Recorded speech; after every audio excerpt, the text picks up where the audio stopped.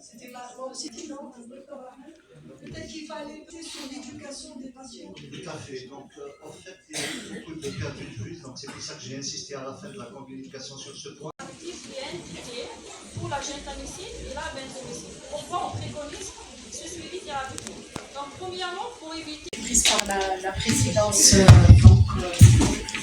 de la table ronde. Est-ce que dans votre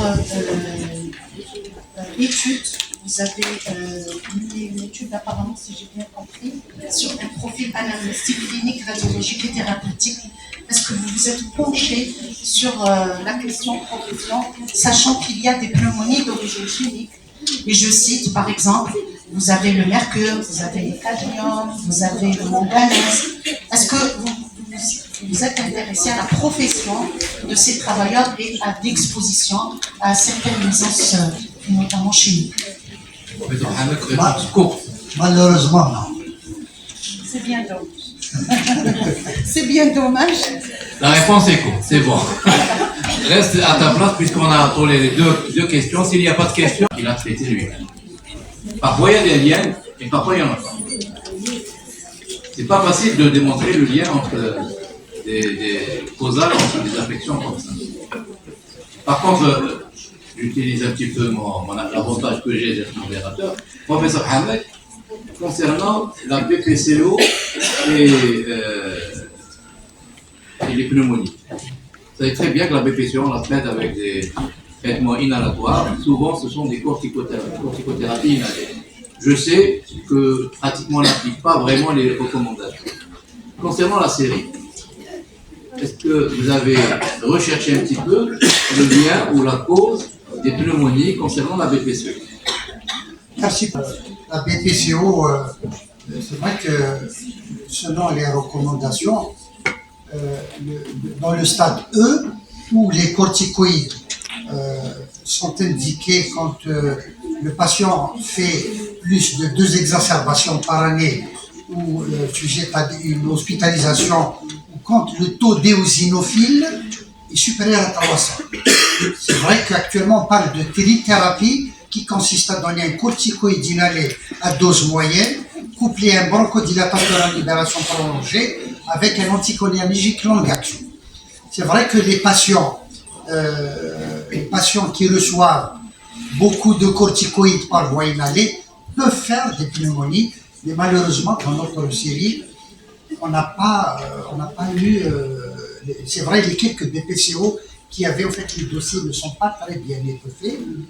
Voilà, donc. C'est bien, ça marche. Merci pour ta présentation, professeur Hamed. Merci. En tout cas, sur le net, vous avez en clair les nouvelles recommandations pour la prise en charge des pneumonies communautaires. Vous avez le tableau des traitements, quand est-ce que les corticoïdes sont indiqués et la durée du traitement. Il est très important. Ça ne sert à rien de mettre QSP 10 jours, QSP 15 jours. Actuellement, ils ont réduit 3, 5, 7 maximum. Merci. Merci. Vous avez entendu? Ah d'accord. Alors, durant le Covid, on nous a promis que tous les appareils de PCR, donc les automates de PCR, ils vont servir pour le diagnostic de la tuberculose par la PCR. Je ne sais pas, est-ce que dans votre diagnostic, vous avez intégré le PCR dans la détection de tuberculose ou bien est-ce qu'il y a une indication pour ça? Nous n'avons pas eu accès au CHU, à la détection PCR pour le diagnostic de la tuberculose pulmonaire. Voilà. Ça n'a pas été fait. Merci. On n'a pas baptisé les autres, mais après la Covid, on n'entend plus parler de PCR. Et on n'a pas utilisé la PCR pour la tuberculose alors qu'elle nous aide beaucoup dans le diagnostic rapide. Deuxième question. En général, on envoie à l'Institut Pasteur. Donc, c'est l'Institut Pasteur qui fait l'examen. La recherche de vecteurs. Merci pour l'information. Une réponse claire, c'est le virus de l'hépatite C. Il survit combien de temps à l'air libre? Réponse exacte, mais approximativement, il peut survivre 20 heures maximum. Mais exactement, je sais pas. Il y a des bactériologistes ici. Parce que les virologues ou même les virologues. Les virologues, oui, mais je n'ai pas dit virologue parce que je sais qu'il y en a pas. Je suis intéressée, c'est-à-dire Il intéresse à la clinique beaucoup plus que la virologie. Parce que moi je pose cette question parce que j'ai mis le mode de contamination. Est-ce que c'est des données que vous avez recueillies sur la base d'un interrogatoire? C'est ça. J'ai bien précisé, j'ai dit un interrogatoire de 9 patients. Très bien, parce c'est des données qu'on ne peut pas confirmer réellement, c'est-à-dire sur le terrain. Mais c'est des données qu'on a trouvées à l'interrogatoire. Je pense qu'avec tous les tabous qu'il y a dans notre société, je pense que leur réponse était biaisée parce que 84%, je crois, par un matériel souillé et seulement 4% de contamination sexuelle, je pense que leur réponse n'était pas... La contamination, pour la contamination sexuelle, quand le rapport sexuel est saignant, c'est-à-dire il y a un saignement. Sinon, elle n'est pas classée comme maladie sexuellement transmise.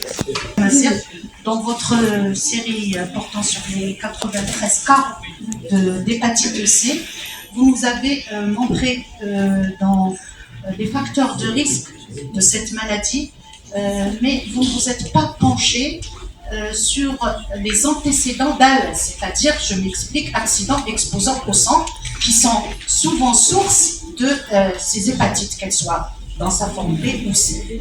Est-ce que vous vous êtes penché sur ces antécédents? Et justement, pourquoi je pose cette question, et je comprends la question du professeur Rajek. Pourquoi? Parce que il y a parmi le personnel de la santé, je le dis très très bien, que ce soit dans les laboratoires, chez les dentistes ou les chirurgiens ou les gynécologues, les chirurgiens, ceux qui sont exposés au sang et à ses dérivés. Donc, il y a dans cet hôpital des cas d'hépatite C et qui sont même souvent dans la forme chronique, qui nous posent un problème d'aptitude. Le fait qu'il n'a pas été signalé dans la diapo, c'est-à-dire qu'il a été recherché, il n'a pas été retrouvé. C'est-à-dire, on a un questionnaire, c'est-à-dire un formulaire, on a cité tous les facteurs de risque et on coche quand le malade vient, c'est-à-dire on interroge le malade selon notre formulaire. C'est-à-dire on a cité tous les facteurs de risque et parmi ces facteurs, on a précisé les accidents d'exposition au sang. Le fait qu'il n'a pas été réparti, c'est-à-dire que je ne l'ai pas trouvé dans les... Merci avec Sarah. Ce qui n'est pas le cas en Algérie. Voilà. C'est par rapport à ce volet-là qu'elle peut être déclarée comme maladie professionnelle. Il y a un syndrome dû aux anti-cancéreux, anti-VGL, polyneuro syndrome même qui... Ce n'est pas le même mécanisme que vous avez entendu parler de ça. Non, franchement, je ne connais pas. Enfin, le mécanisme physiopathologique du syndrome doulo-original complexe, c'est beaucoup plus une hyperactivation du système sympathique qui, normalement, après une agression, s'arrête au bout de quelques heures. Là, pour des raisons inconnues, ce système nerveux sympathique continue à être stimulé. Il continue à entretenir la douleur, ce qui entretient un peu un cercle vicieux. Pour le syndrome, je ne le connais pas. Syndrome avec des anti-VGL pour le cancer de l'âme, c'est vraiment douloureux. Ça s'appelle le syndrome? Syndrome même qui ça pousse à arrêter vite les thérapeutiques. Donc il faut insister sur l'importance de rappeler sur le dépistage, donc c'est la réévaluation en postpartum, mais dans la majorité des cas, quand on a réévalué les dossiers des patientes, on a écrit sur le dossier HGPO à Taouama, certainement on avait parlé aux patientes sur l'importance de la réévaluation en postpartum. Malheureusement, ça n'a pas été fait, mais c'est très important de faire cette réévaluation en postpartum. Car comme je vous l'ai dit, donc il peut y avoir des patientes qui vont garder une certaine tolérance au glucose, qui vont rester diabétiques, donc ça va se confirmer le diabète de type 2, donc c'est très important d'insister sur la réévaluation du diabète gestationnel en postpartum. Donc vous avez vu, 80% c'est trop, donc c'est presque la totalité des patients qui n'ont pas été réévalués en postpartum. De plus, il y a un risque de récurrence de ce diabète gestationnel et d'évolution vers un diabète de type 2. Un fond 2, est-ce qu'elles ont un fond 2? Oui. en question aussi. Alors, par rapport à l'âge, donc ça c'est les recommandations de l'IA DPSG. Donc, ils ont pris donc des cohortes de patients. Donc, on a trouvé donc un lien statistiquement significatif à partir de l'âge de 35 ans. Et bien sûr, pour le BMI 25%, c'est le surpoids par rapport au risque, voilà, donc du diabète, c'est le surpoids. C'est le seuil du surpoids. L'âge, donc ça c'est statistique, c'est des données statistiques, ça n'a pas un lien direct avec le, voilà. C'était par rapport, en fait, ces dernières recommandations de l'IA DPSG de 2010, donc c'est après des cohortes de patients, donc c'est à ce moment-là qu'on a validé ces chiffres de diabète gestationnel, et encore, à ce jour, on ne sait pas est-ce qu'on va garder ces chiffres, donc c'est probablement il y aura d'autres chiffres dans l'avenir, mais actuellement on doit retenir ces chiffres qui sont dans la majorité des cas méconnus même par les praticiens, y compris les gynécologues. Elles sont méconnues, donc on reste toujours sur les anciens chiffres. Donc je tiens à le rappeler, la glycémie à jeun moins de 0,92. 0,92 c'est un diabète gestationnel. À T1 heure de la GPO supérieur à 1,80.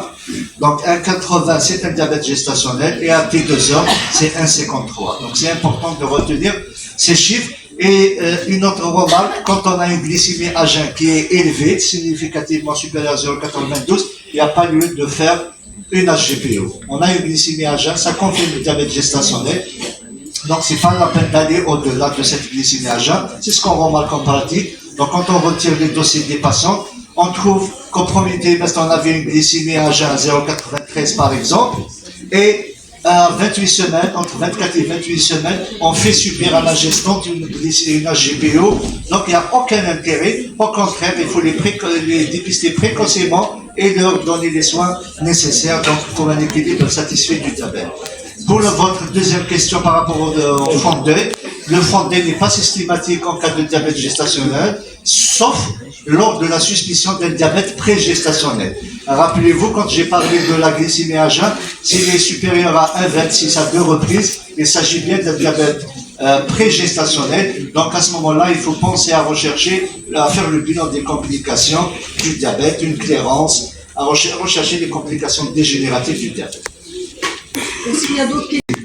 En Pour fait, les mesures génobétiques, non pas. Non, je voulais insister, oui, bon, dans notre travail, c'était les patients hospitalisés. On a pris uniquement les patients hospitalisés pour le motif diabète gestationnel. Qu'on a reçu de la consultation, donc de notre consultation qui se fait à la Polyclinique Nouvelle-Ville, ou bien qu'on a reçu des patients qui proviennent d'autres consultations. Effectivement, c'était des patients qui étaient toutes déséquilibrés, et au cours de l'hospitalisation, si vous avez remarqué, c'était pas 100% des patients qui étaient sous insuline. Donc on a insisté, on a revu l'éducation thérapeutique des patients, donc on a essayé de corriger certains paramètres de l'éducation thérapeutique, donc on a pu équilibrer certains patients. Pour le restant des patients, il y a aussi d'autres patients qui ont nécessité une basale, juste une basale. Mais effectivement, la majorité était mise sous insuline, c'était les critères du diabète très déséquilibré. Préventif pour les femmes à partir de 35 ans par exemple, pour éviter est-ce qu'il n'y a pas de possibilité de mettre la femme sous traitement avant que... En fait, donc comme toutes les pathologies, donc il faut agir sur la prévention.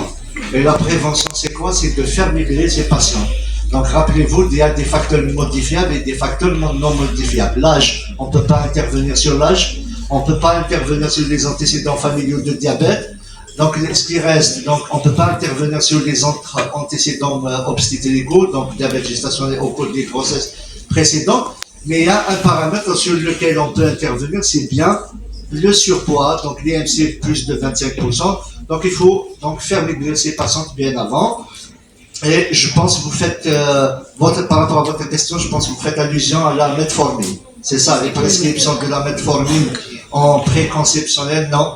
La metformine est donnée pour d'autres raisons, dans le SOPK, surtout pour lutter contre l'insulinorésistance, mais il n'y a aucune donnée qui stipule qu'il faut traiter ces patients au préalable. Donc, au contraire, il faut agir sur la prévention. C'est de même pour les états prédiabétiques, quand on parle de traitement, on insiste sur les règles hygiéno-diététiques et pas sur la thérapie. Je pense, merci. Pour insister sur ce point, une patiente qui a fait un diabète gestationnel, elle est à risque de faire un autre diabète gestationnel. Je voulais juste revenir sur un point très très important par rapport au dépistage. Il faut savoir, donc par faute de temps, donc je ne pouvais pas aborder tous ces points. Pour le dépistage, donc par rapport aux critères de dépistage que je viens de citer, c'est le consensus français. Le consensus français qui retient les facteurs de risque. Mais sinon, pour le consensus international de l'Endocrine Society, la Société internationale de l'endocrinologie, elle préconise un dépistage systématique de toutes les femmes gestantes, et notamment dans les régions à haute prévalence du diabète, comme l'Algérie. Donc, à mon sens, toutes les femmes enceintes doivent bénéficier au premier trimestre d'une glycémie à jeun. Merci, Dr. Raha, parce qu'il nous reste